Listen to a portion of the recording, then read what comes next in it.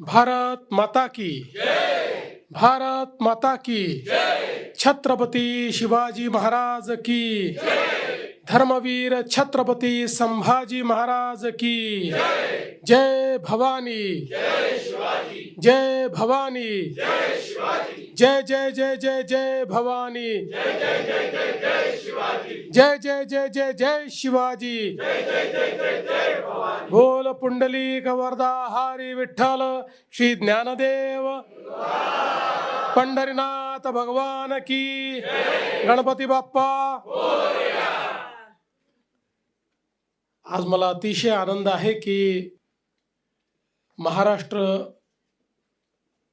या ठिकाणी स्वित्झर्लंडमध्ये बृहन महाराष्ट्र मंडळाच्या माध्यमातून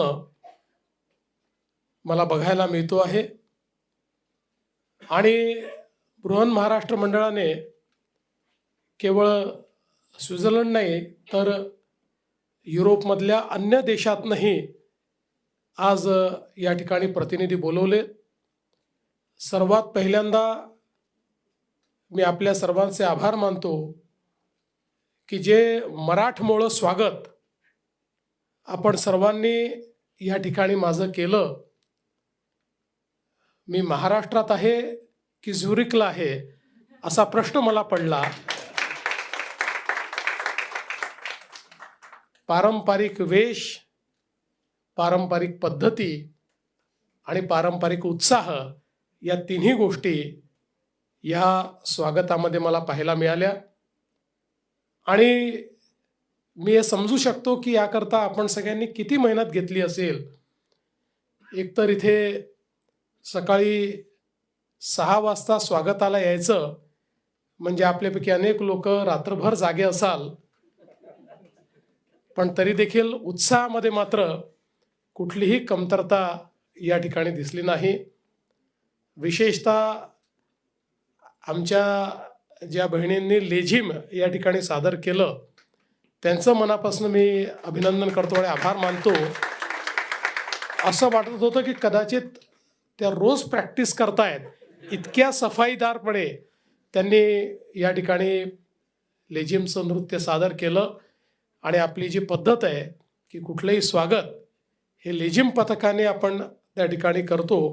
आणि हळूच माझ्या कानात सांगण्यात आलं की आम्हाला तर ढोल पथकही ठेवायचं होतं, पण इथल्या कायद्यात सकाळी सकाळी रविवारी अशा पद्धतीने ढोल वाजवता येत नाही, त्यामुळे ते आम्ही ठेवलेलं नाही। या ठिकाणी जी सादरीकरणं झाली ती देखील अतिशय सुंदर झाली। विशेषतः आजचं सुपरस्टार तर विवानच आहे, त्याचं आपण सगळे अतिशय मनापासून अभिनंदन करू। आणि खरोखर मगाशी जसं कोणीतरी सांगितलं की आपली पुढची पिढी जर अशा पद्धतीनं महाराष्ट्र सांगत असेल तर आपल्याला चिंता करण्याचं कारण नाही आहे। निश्चितपणे महाराष्ट्र हा जो छत्रपती शिवरायांनी घडवलेला महाराष्ट्र आहे तो अशाच पद्धतीनं नेहमीच पुढे जात राहील। पण त्यासोबत महाराष्ट्राची जी काही समृद्धी आहे ती समृद्धी महाराष्ट्राच्या वारीमध्ये आहे। आणि ही वारीची परंपरा, ज्या परंपरेने महाराष्ट्राला समृद्ध ठेवलं, ज्या परंपरेने आक्रमणाच्या काळातही आम्हाला निराश होऊ दिलं नाही, अशी ही वारीची परंपरा की जी औरंगजेबही बंद करू शकला नाही, अशी ही वारीची परंपरा आज या ठिकाणी आपण जी सादर केली ती खरोखर अतिशय सुंदर अशा पद्धतीनं विठू माऊली जणू काही या ठिकाणी विठ्ठल रुक्माई आमचे प्रगट झाले होते अशा पद्धतीनं ही वारीची परंपरा या ठिकाणी सादर झाली। जी गाणी या ठिकाणी गायली गेलीत, वसंत बापटांचं गरजा महाराष्ट्र असेल किंवा वेगवेगळ्या प्रकारे जे काही आपल्यासमोर सादरीकरण झालं, खरोखर मी असं म्हणेन की अगदी आपल्यातला जो मराठीपणा आपल्यातला आहे ते जागृत व्हावं अशा पद्धतीनंच हे सादरीकरणं या ठिकाणी सगळी झालीत। आणि विशेषतः वेगवेगळ्या ठिकाणून आलेले जे आपले प्रतिनिधी आहेत त्यांनीही खूप छान पद्धतीनं त्या ठिकाणी ते काय करतायत हे आपल्यापुढे मांडलं आणि पुढे आपल्याला काय करायचं आहे याचा देखील एक अतिशय चांगला विचार आपल्या सगळ्यांच्या या मार्गदर्शनातून या ठिकाणी मिळाला। आणि आता आपण सगळे एका गोष्टीकरता फार उत्साही आहोत आणि तो म्हणजे महा NRI कनेक्ट. महा NRI कनेक्ट हा जो प्लॅटफॉर्म आपण तयार करणार आहोत, आज आमच्या जो आपला डायस्पोरा आहे, जगभरामधले मराठी लोक इतक्या वेगवेगळ्या गोष्टी करतायत आणि त्यातल्या अनेक गोष्टी या अतिशय अर्थपूर्ण अशा प्रकारच्या आहेत, अतिशय ज्याला म्हणतात नेत्रदीपक अशा प्रकारच्या आहेत, अतिशय परिवर्तनशील अशा प्रकारच्या आहेत.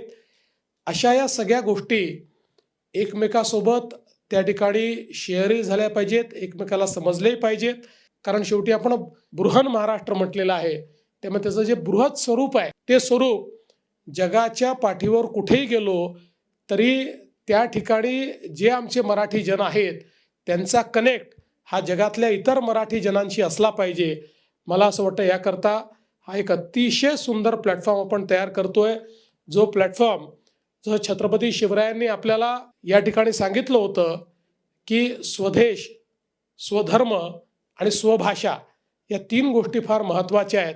या तिन्ही गोष्टी या एका प्लॅटफॉर्मच्या माध्यमातून आपल्या सर्वांना कनेक्ट करतील, आपल्या सर्वांना जोडतील आणि निश्चितच त्यातनं एक नवीन समृद्धीची वाट ही आपल्या सर्वांना या कनेक्टच्या माध्यमातून पाहायला मिळेल.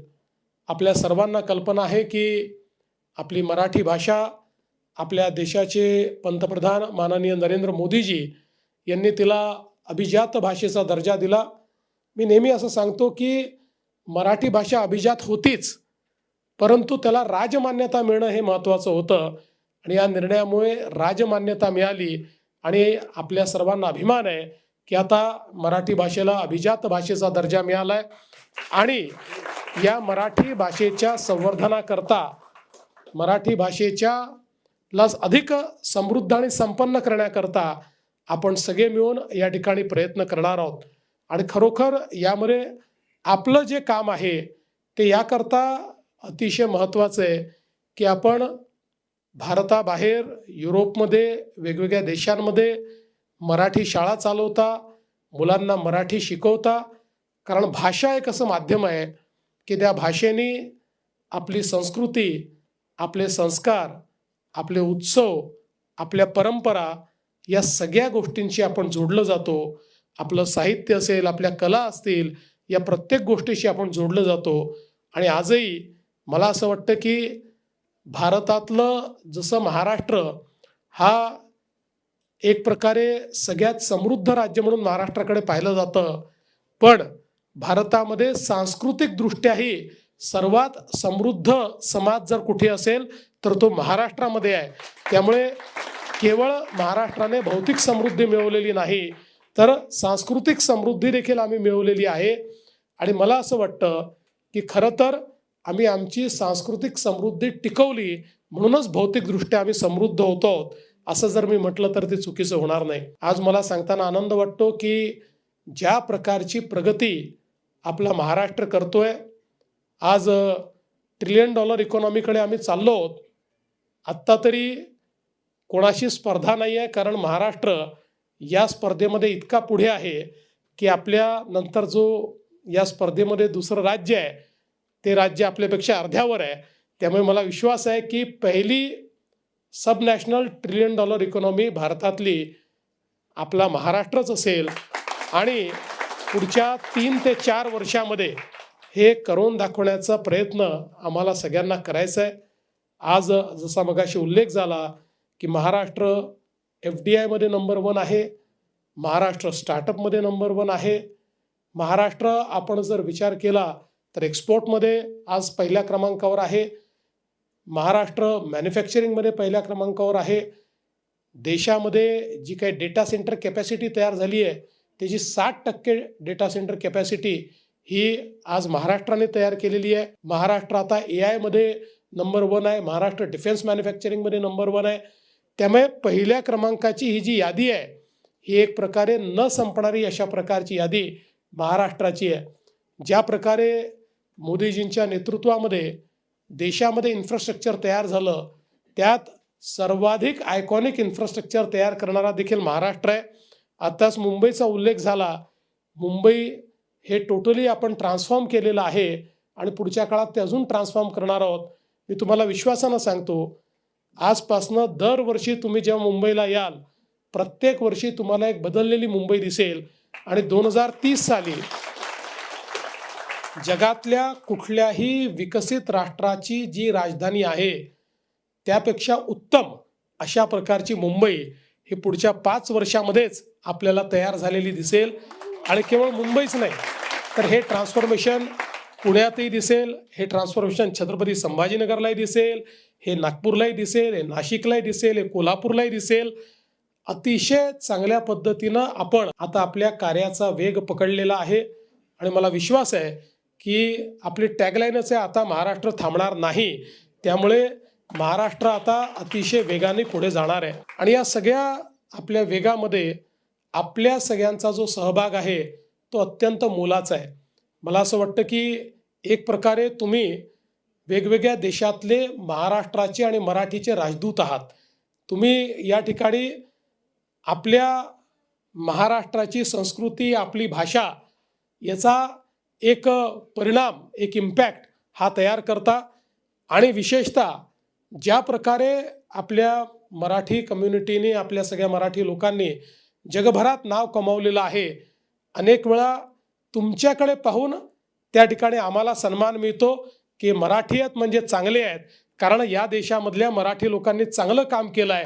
म्हणून मी तुमचं अतिशय मनापासून आभार मानतो की तुम्ही त्या देशाच्या संस्कृतीमध्ये, त्या देशाच्या व्यवसायामध्ये, त्या देशाच्या बिझनेसेसमध्ये जे काही कार्य केलेलं आहे, वेगवेगळ्या सेक्टरमध्ये जे काही कार्य केलेलं आहे, तिथल्या वेगवेगळ्या एंटिटीजला, वेगवेगळ्या कंपन्यांना महान बनवण्याकरता जे तुमचं कॉन्ट्रीब्युशन आहे, त्यामुळे निश्चितपणे आम्हालाही त्याचा फायदा मिळतो. आणि एक प्रकारे आपल्या सगळ्यांचा जो कंडक्ट आहे, आपल्या सगळ्यांचं जे वागणं आहे, तो आमच्याकरता एक पासपोर्ट तयार होतो की आपल्याला भारतात कुठे जायचं आहे, तर आपल्याला महाराष्ट्रात जायचं आहे. कारण मराठी माणूस हा एंटरप्राइजिंग आहे, मराठी माणूस हा वेलकमिंग आहे, मराठी माणूस हा मेहनती आहे.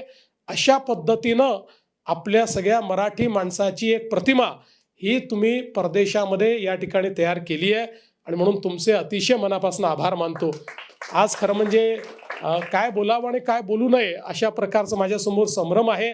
कारण मी बोलत राहिलो म्हणजे नेत्याला तर माईक दिला तर तो किती वेळ बोलतो, पण मनातनं अनेक गोष्टी मला बोलाव्याशा वाटतात. पण तुमच्या सगळ्या स्वागताने मी निश्चितपणे भारावून गेलो आणि मी तुम्हाला एवढंच सांगू इच्छितो की आम्ही एक अशा प्रकारचा महाराष्ट्र आणि अशा प्रकारचा देश तयार करतो आहोत की परदेशामध्ये राहून तुम्हालाही आपल्या महाराष्ट्राचा अभिमान हा वाढतानाच दिसेल. तो अभिमान कधी कमी होणार नाही. किंबहुना तुम्हीही अतिशय अभिमानानं आम्ही त्या महाराष्ट्रातनं येतोय की ज्या महाराष्ट्राने हे सगळं करून दाखवलं, अशा पद्धतीचा महाराष्ट्र घडवण्याचा प्रयत्न आमचा आहे. मी या सगळ्या प्रयत्नांमध्ये तुमच्या सहभागितेची आभारी मानतो आणि अधिक सहभागिता ही तुमच्याकडनं अपेक्षित आहे अशा पद्धतीनं आपल्या सर्वांना विनंती करतो. आज बृहन महाराष्ट्र मंडळाने हे जे काही अतिशय सुंदर, अतिशय भव्य आणि अतिशय मला असं वाटतं हृदयस्पर्शी अशा प्रकारचं जे स्वागत केलेलं आहे, त्याबद्दल आपल्या सर्वांचे मी मनापासून आभार मानतो. आपण सर्व लोक छत्रपती शिवरायांचं नेहमीच त्या ठिकाणी उल्लेख करतो. छत्रपती शिवरायांनी आपल्याला जे तेज दिलाय, आपल्याला जी राष्ट्रभक्ती दिलेली आहे, छत्रपती शिवरायांनी जो विचार आपल्याला दिलेला आहे तो अतिशय व्यापक अशा प्रकारचा विचार आहे. त्यामुळे जे लोक छत्रपती शिवरायांना मानतात त्या सगळ्यांना नेहमी नेतृत्वच करावं लागेल. त्यांच्यावर ही जबाबदारी असेल इतरांना सोबत घेऊन चालण्याची, त्यांच्यावर जबाबदारी असेल इतरांनाही विकासाकडे नेण्याची. आणि म्हणून मला विश्वास आहे की संपूर्ण भारताला आपण मराठी जन हे भारताचा स्वाभिमान बनू, भारताचा अभिमान बनू आणि या सगळ्या विकासाच्या वाटचालीमध्ये आपण सगळे एकत्रितपणे सगळ्यांना सोबत घेऊन पुढे जाऊ हा विश्वास व्यक्त करतो. पुन्हा एकदा आपल्या सर्वांचे आभार मानतो. विशेषतः आमचे जे छोटी छोटी मुलं या ठिकाणी आलेली आहेत त्यांचं अतिशय मनापासून कौतुक करतो की ते बिचारे तेही रात्रभर जागे आहेत आणि तरी देखील त्यांच्याही उत्साहात कुठे कमतरता आलेली नाही, ही अतिशय आनंदाची गोष्ट आहे. आणि दुसरं तुम्हाला सांगतो की महाराष्ट्राचं सरकार आणि मुख्यमंत्री कार्यालय हे तुमचं हक्काचं घर आहे हे लक्षात ठेवा. कुठल्याही गोष्टीकरता तुम्ही आमच्याशी कनेक्ट होऊ शकता हे देखील मी या ठिकाणी अधोरेखित करू इच्छितो. पुन्हा एकदा आपल्या सर्वांचे खूप खूप धन्यवाद. डावोस वर्ल्ड इकॉनॉमिक फोरम या ठिकाणी यावेळेस बोलबाला राहील तो महाराष्ट्राचाच. धन्यवाद. जय हिंद, जय महाराष्ट्र, छत्रपती शिवाजी महाराज की जय.